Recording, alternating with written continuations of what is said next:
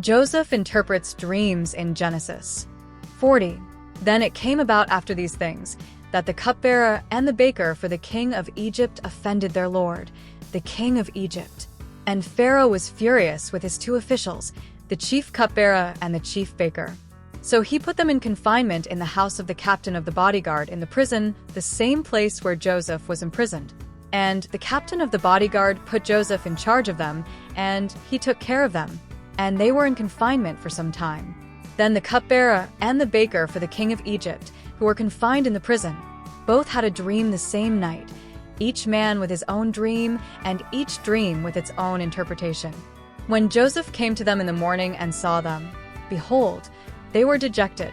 So he asked Pharaoh's officials who were with him in confinement in his master's house, "Why are your faces so sad today?" And they said to him, "We have had a dream, and there is no one to interpret it." Then Joseph said to them, "Do interpretations not belong to God? Tell it to me, please." So the chief cupbearer told his dream to Joseph, saying to him, "In my dream, behold, there was a vine in front of me, and on the vine were 3 branches. And as it was budding, its blossoms came out, and its clusters produced ripe grapes. Now Pharaoh's cup was in my hand, so I took the grapes and squeezed them into Pharaoh's cup, and I put the cup into Pharaoh's hand." Then Joseph said to him, "This is the interpretation of it.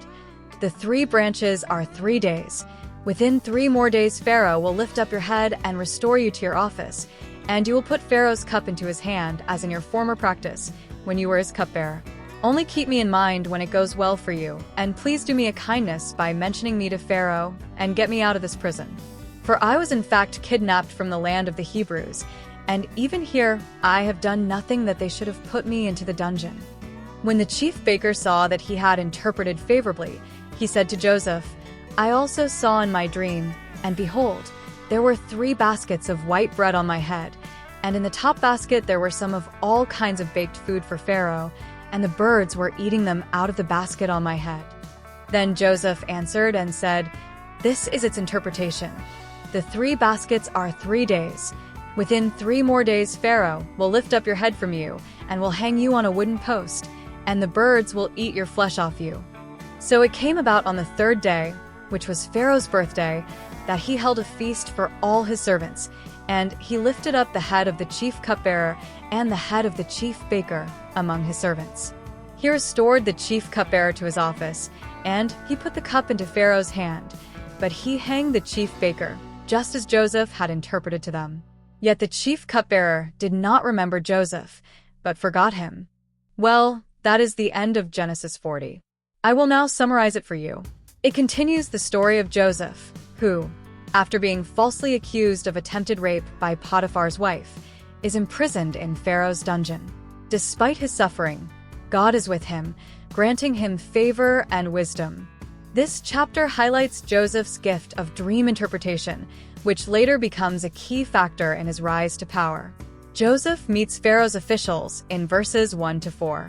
While in prison, 2 of Pharaoh's high-ranking officials, the chief cupbearer and the chief baker, are thrown into the same prison where Joseph is confined. They had offended Pharaoh, though the exact nature of their crimes is unknown.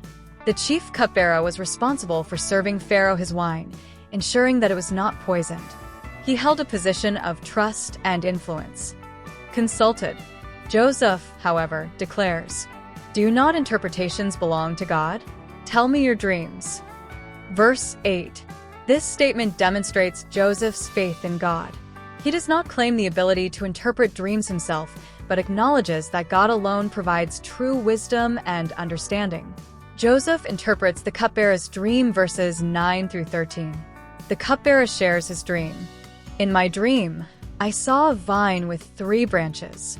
As soon as it budded, it blossomed, and its clusters ripened into grapes. Pharaoh's cup was in my hand, and I took the grapes, squeezed them into Pharaoh's cup, and placed the cup in his hand." Joseph interprets the dream, saying, "The 3 branches are 3 days. Within 3 days, Pharaoh will lift up your head and restore you to your position. You will put Pharaoh's cup in his hand just as you used to do."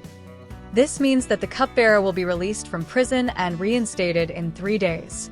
This is good news for the cupbearer. Joseph then asks the cupbearer for a favor. When all goes well with you, remember me and show me kindness. Mention me to Pharaoh and get me out of this prison. Verse 14. Joseph hopes that once the cupbearer is restored, he will speak to Pharaoh on his behalf, helping him gain freedom. Pharaoh's dream. Genesis 41. Now it happened at the end of 2 full years that Pharaoh had a dream, and behold, he was standing by the Nile. And behold, from the Nile 7 cows came up, fine-looking and fat, and they grazed in the marsh grass.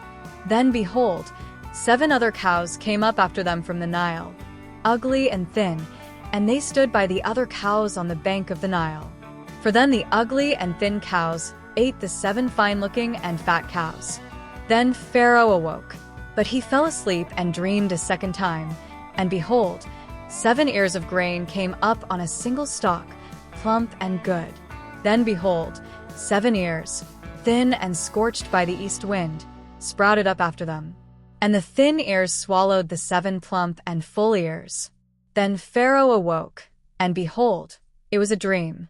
Now in the morning his spirit was troubled, so he sent messengers and called for all the soothsayer priests of Egypt and all its wise men. And Pharaoh told them his dreams, but there was no one who could interpret them for Pharaoh. Then the chief cupbearer spoke to Pharaoh, saying, I would make mention today of my own offenses. Pharaoh was furious with his servants, and he put me in confinement in the house of the captain of the bodyguard, both me and the chief baker. Then we had a dream one night, he and I. Each of us dreamed according to the interpretation of his own dream. Now a Hebrew youth was there with us, a servant of the captain of the bodyguard, and we told him the dreams, and he interpreted our dreams for us. For each man he interpreted according to his own dream, and just as he interpreted for us, so it happened. Pharaoh restored me in my office, but he hanged the chief baker. Joseph interprets. Then Pharaoh sent word and called for Joseph, and they hurriedly brought him out of the dungeon. And when he had shaved himself and changed his clothes, he came to Pharaoh. Pharaoh said to Joseph, I have had a dream, but no one can interpret it, and I have heard it said about you, that when you hear a dream you can interpret it. Joseph then answered Pharaoh, saying, It has nothing to do with me. God will give Pharaoh an answer for his own good. So Pharaoh said to Joseph, In my dream, there I was, standing on the bank of the Nile, and behold, 7 cows, fat and fine-looking, came up out of the Nile, and they grazed in the marsh grass. Then behold, 7 other cows came up after them, poor and very ugly and thin, such as I had never seen for ugliness in all the land of Egypt. And the thin and ugly cows ate the first 7 fat cows. Yet when they had devoured them, it could not be detected that they had devoured them, for they were just as ugly as before. Then I awoke. I saw also in my dream, and behold, 7 ears of grain, full and good, came up on a single stalk. And behold, 7 ears, withered, thin, and scorched by the east wind, sprouted up after them, and the thin ears swallowed the 7 good ears. Then I told it to the soothsayer priests, but there was no one who could explain it to me. And Joseph said to Pharaoh, Pharaoh's dreams are one and the same. God has told to Pharaoh what he is about to do. The 7 good cows are 7 years, and the 7 good ears are 7 years. The dreams are one and the same. The 7 thin and ugly cows that came up after them are 7 years, and the 7 thin ears scorched by the east wind will be 7 years of famine. 28 It is, as I have spoken to Pharaoh. God has shown Pharaoh what he is about to do. Behold, 7 years of great abundance are coming in all the land of Egypt, and after them 7 years of famine will come, and all the abundance will be forgotten in the land of Egypt, and the famine will ravage the land. So the abundance will be unknown in the land because of that subsequent famine, for it will be very severe. Now, as for the repeating of the dream to Pharaoh twice, it means that the matter is confirmed by God, and God will quickly bring it about. So now let Pharaoh look for a man discerning and wise, and appoint him over the land of Egypt. Let Pharaoh take action to appoint overseers in charge of the land, and let him take 1/5 of the produce of the land of Egypt as a tax in the 7 years of abundance. Then have them collect all the food of these good years that are coming, and store up the grain for food in the cities under Pharaoh's authority, and have them guard it. Let the food be used as a reserve for the land for the 7 years of famine which will occur in the land of Egypt, so that the land will not perish during the famine."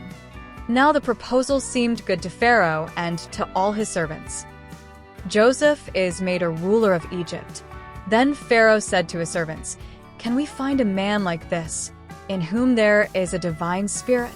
So Pharaoh said to Joseph, "Since God has informed you of all this, there is no one as discerning and wise as you are.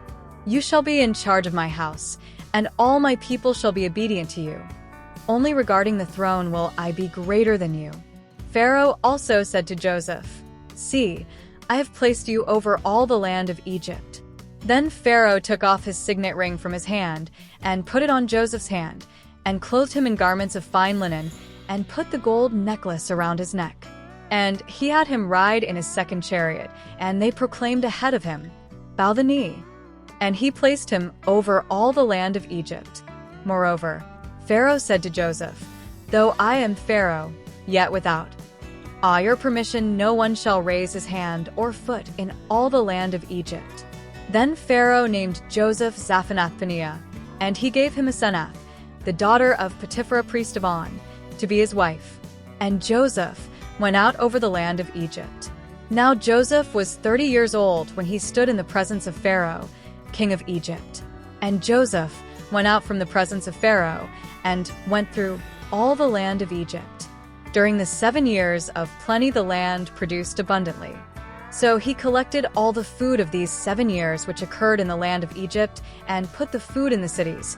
He put in every city the food from its own surrounding fields. Joseph stored up grain in great abundance like the sand of the sea, until he stopped measuring it, for it was beyond measure. The sons of Joseph. Before the year of famine came, 2 sons were born to Joseph, whom Asenath, the daughter of Potiphar, priest of On, bore to him. Joseph named the firstborn Manasseh, for, he said, "God has made me forget all my trouble and all of my father's household." And he named the second Ephraim, for, he said, "God has made me fruitful in the land of my affliction." When the 7 years of plenty, which had taken place in the land of Egypt, came to an end, and the 7 years of famine began to come, just as Joseph had said, then there was famine in all the lands, but in all the land of Egypt there was bread. So when all the land of Egypt suffered famine, the people cried out to Pharaoh for bread, and Pharaoh said to all the Egyptians, "Go to Joseph. Whatever he says to you, you shall do."